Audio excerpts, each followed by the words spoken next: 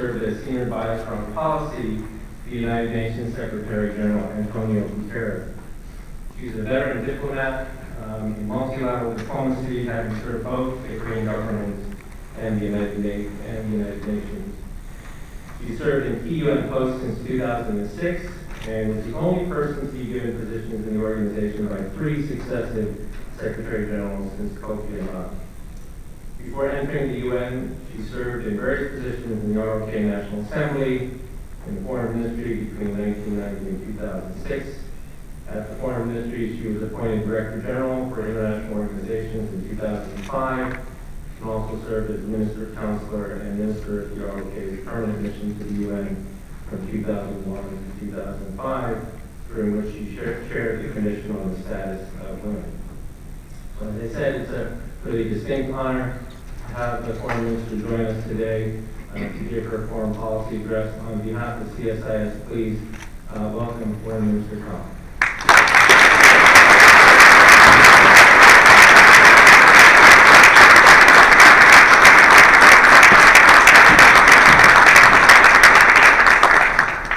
Thank you, Professor Cha, for that warm introduction.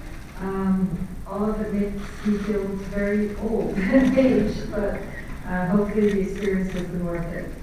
Professor Cha, Vice President Michael Green, President Hamza, Madam Secretary, Madam Albright, Ambassador Wendy Sherman, Ambassadors, thank you so much for this warm welcome. I indeed had the pleasure of accompanying President Moon Jae-in when he came to address you in late June, and it is indeed wonderful to be back in your midst.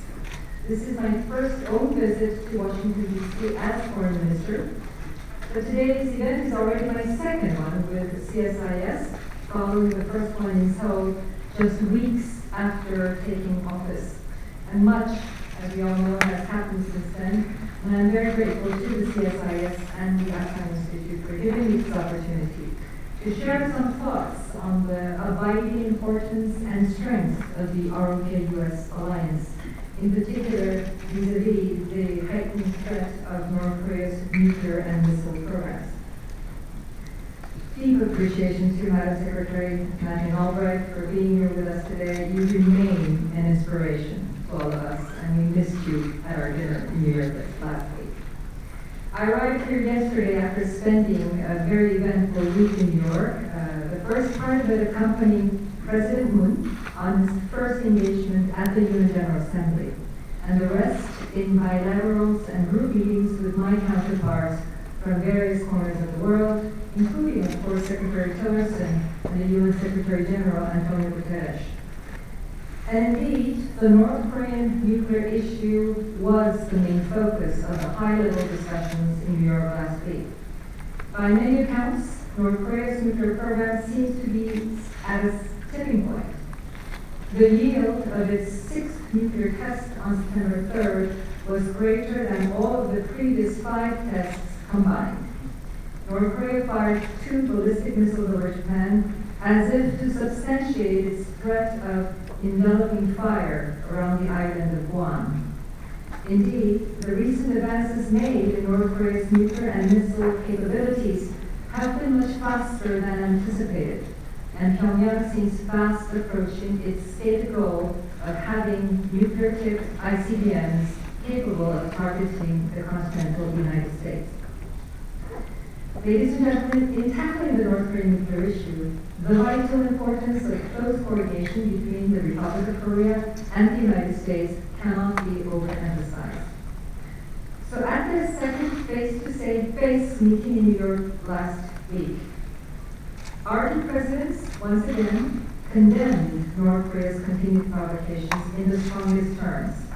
They agreed that maximum pressure had to be placed on North Korea in response, and stressed the importance of faithful and thorough implementation of UN Security Council Resolution 2375 and all previous resolutions.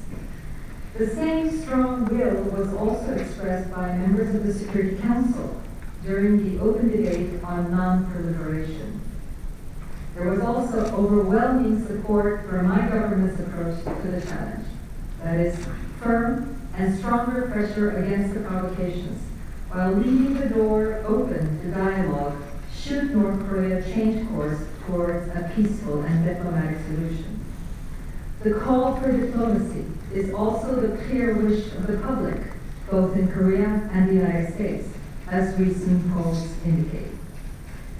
Sanctions and pressure against North Korea are a diplomatic tool. They are not meant to collapse or bring down North Korea, but to bring it to the negotiation table for serious denuclearization talks. Furthermore, they are necessary, but not enough. They must be accompanied by strong deterrent capabilities.